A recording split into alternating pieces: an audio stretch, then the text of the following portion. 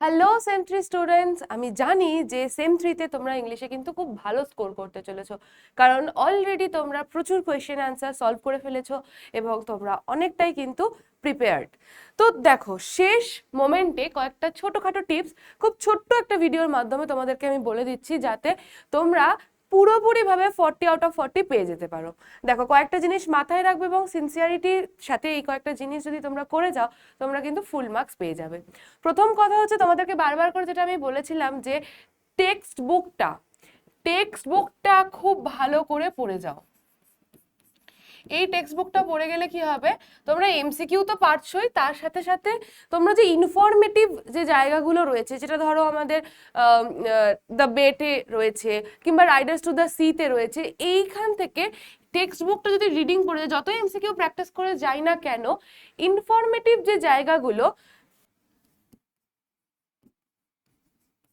সেই জায়গাগুলো কিন্তু আমরা টেক্সট বুক করলেই কভার করে নিতে পারবো। দ্বিতীয় কথা হচ্ছে, আমরা গ্রামারগুলো কিভাবে করব, ঠান্ডা মাথায় গ্রামারগুলো করার চেষ্টা করবে, ঠিক আছে? ভয়েস চেঞ্জ বলো বা ন্যারেশন চেঞ্জ বলো, কয়েকটা জিনিস মাথায় রাখবে। যেমন ন্যারেশন চেঞ্জে আমাদের বেশিরভাগ সময় যে রিপোর্টিং ভার্বটা হয় সেটা পাস্টেই থাকে।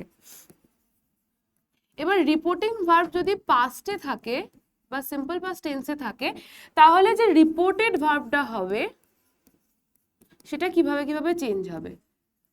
রিপোর্টেড ভার্ব যদি প্রেজেন্ট টেন্সে থাকে, তাহলে তার কনসিকিউটিভ পাস্ট টেন্সে সেটা চেঞ্জ হয়ে যাবে। অর্থাৎ যদি সিম্পল প্রেজেন্ট টেন্সে থাকে, তাহলে সেটা সিম্পল পাস্ট হয়ে যাবে। প্রেজেন্ট কন্টিনিউয়াস থাকলে পাস্ট কন্টিনিউয়াস হয়ে যাবে।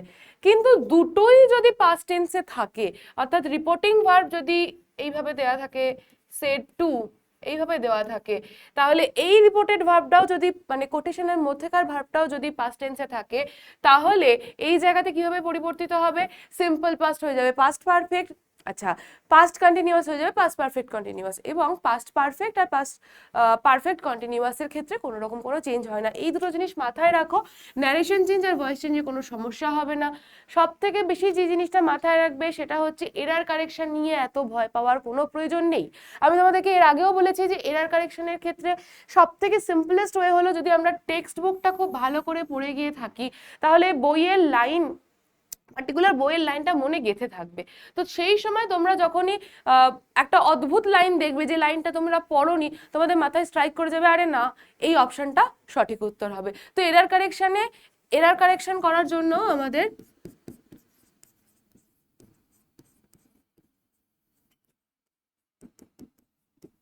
টেক্সট বুকটা ভালো করে পড়তে হবে। এছাড়া তোমাদের 2-3 রকমের কোয়েশ্চেন দেয়, সেটা হচ্ছে যে দুদিকের কলাম ম্যাচিং করতে দেয়। এই কোয়েশ্চেনগুলো কিন্তু টাফ থাকে না, কিংবা ডায়াগ্রাম বেস যে কোয়েশ্চেনগুলো থাকে সেগুলো দেখে হয়তো তোমরা ঘাবড়ে যেতে পারো, কিন্তু ঘাবড়ানোর কোনো দরকার নেই, বরং এমসিকিউ তুলনামূলক টাফ হয়। ডায়াগ্রাম বেসড কোয়েশ্চেন বা কলাম ম্যাচিং যে প্রশ্নগুলো থাকে, সেগুলোতে কিন্তু কোনো রকম সমস্যা হওয়ার কথা নয়। আবারও আরেকটা জিনিস বলবো, টেক্সট বুক পড়ে যাও যাতে তোমরা ট্রু ফলস গুলো ভালো করে করতে পারো। আর অ্যারেঞ্জমেন্ট গুলো যদি টেক্সট বুক না করো, পড়ে যাও, তাহলে অ্যারেঞ্জমেন্ট যে থাকবে সেন্টেন্সে, যে কোনটা আগে ঘটেছে, কোনটা পরে ঘটেছে, কোনটা তারপরে ঘটেছে, এই জায়গাগুলো কিন্তু করে যেতে পারবে না। তো আমাদের টেক্সট বুকে কতগুলো চ্যাপ্টার রয়েছে, আমাদের প্রোজ সেকশনে রয়েছে নাইট ট্রেন অ্যাট দেউলি।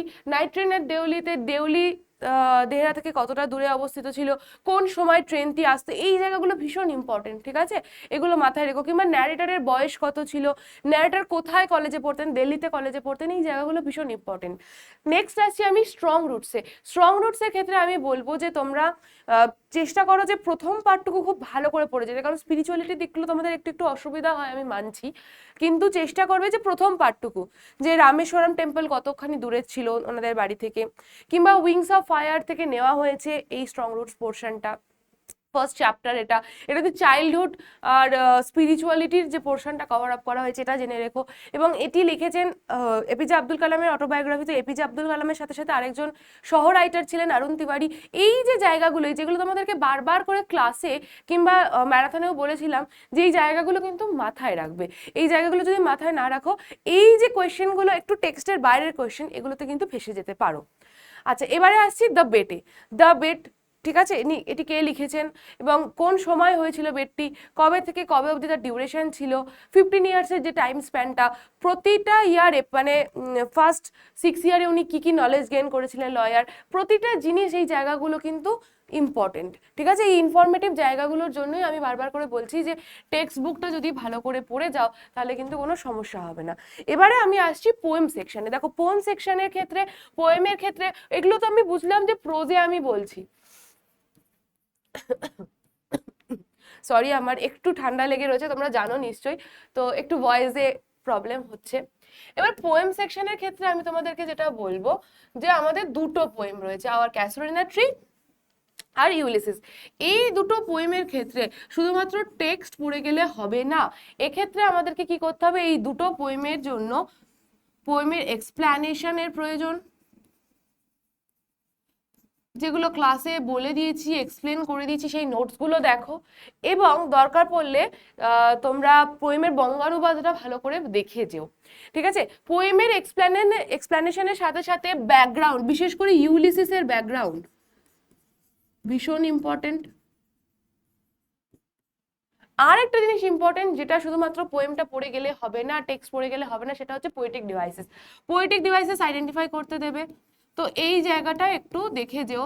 আমি আগের দিন ম্যারাথনেও তোমাদেরকে বলে দিয়েছি, কিংবা তোমাদেরকে ক্লাসেও আমি বলে দিয়েছি যে পোয়েটিক ডিভাইসেস গুলো ভালো করে দেখে যেও। ঠিক আছে, যারা যারা লাক্সা ব্যাচে ছিলে তারা তারা প্রত্যেকে জানো যে পোয়েটিক ডিভাইসেস গুলো আমি প্রতিটা ধরে ধরে ধরে ধরে বলে দিয়েছিলাম। ঠিক আছে, কোনটা কিসের মেটাফোর, কোনটা কিসের সিম্বল, এই পোয়েটিক ডিভাইসেস থেকে কোয়েশ্চেন কিন্তু না হলে একটাও পারবে না যদি শুধু টেক্সট পড়ে যাও। শুধু টেক্সট পড়ে গেলে পোয়েমকে কভার করা যায় না। পোয়েমটাকে কভার করতে গেলে আমাদেরকে এক্সপ্লেনেশন জানার সাথে সাথে তার ব্যাকগ্রাউন্ড জানতে হবে এবং পোয়েটিক ডিভাইসেস জানতে হবে। ঠিক আছে, তো অ্যালিউশন, আবার ক্যাস্ট্রোনাটিতে অ্যালিউশন রয়েছে। ঠিক আছে, ওই যে বড়ডেলের ট্রিজ গুলো সম্পর্কে, এই জায়গাটা ভীষণ ইম্পর্টেন্ট। এরপরে আসি আমরা ড্রামার মধ্যে আমরা আচ্ছা, পোয়েম আর ড্রামা দুটোর ক্ষেত্রে আমি একটা জিনিস বলে দিই যে জনরাটা জানা ভীষণ ইম্পর্টেন্ট, কোন জনরা বা কোন জনে লেখা। ঠিক আছে, কোন জনরাতে লেখা বা কোন জনে লেখা সেটা তোমাদেরকে খুব ভালো করে জানতে হবে, পোয়েমের ক্ষেত্রেও ড্রামার ক্ষেত্রেও। ঠিক আছে, এই ড্রামা আমাদের কি রয়েছে, ওয়ান অ্যাক্ট প্লে,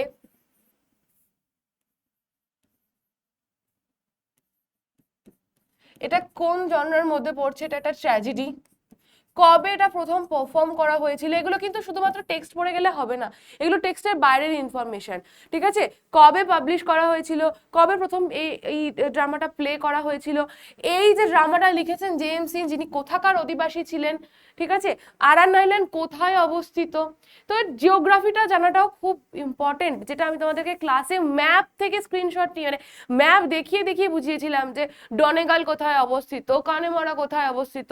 তো এই যে জায়গাগুলো, এইগুলো কিন্তু পড়ে যেও খুব ভালো করে, নোটসগুলো একটু দেখে যেও ভালো করে, তাহলে ড্রামাটা হয়ে যাবে। এবার ড্রামাতে কয়েকটা জিনিস মাথায় রাখবে যে মৌরিয়ার কতগুলো ছেলে সন্তান ছিল, 2 মেয়ে নোরা আর ক্যাথলিন, তাদের বয়স কত ছিল, শেষ সন্তান কে ছিল, বার্টলে ছিল, নোরা মৌরিয়া মৌরিয়ার মৌরিয়া হচ্ছে এই পুরো প্লেটার ট্র্যাজিক হিরো। ঠিক আছে, এই পুরো যে ট্র্যাজেডিটা পড়ছি তার ট্র্যাজিক হিরো হচ্ছে মৌরিয়া।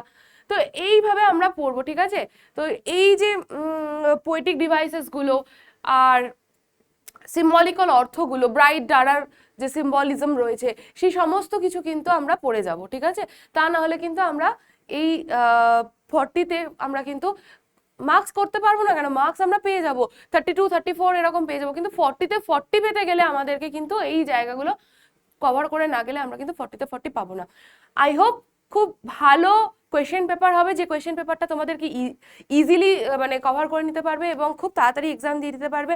এমন নয় যে টেনশন করতে হবে, সেটা নয়, ওয়েমার সেটা ঠিক করে ফলো করবে, ফিল আপ করবে, যাতে তোমাদের কিন্তু কোনো রকম কোনো সমস্যা না হয়। তো আজকের ভিডিও আমি এখানেই এন্ড করছি। এই কয়েকটা টিপস মাথায় রেখে যেও, টেক্সট বুকটা 2বার 3বার করে গো থ্রু করে যেও, তাহলে কিন্তু তোমাদের এক্সাম খুব খুব খুব ভালো হতে চলেছে। তো আজকের জন্য এই অবধি, all the best my champs.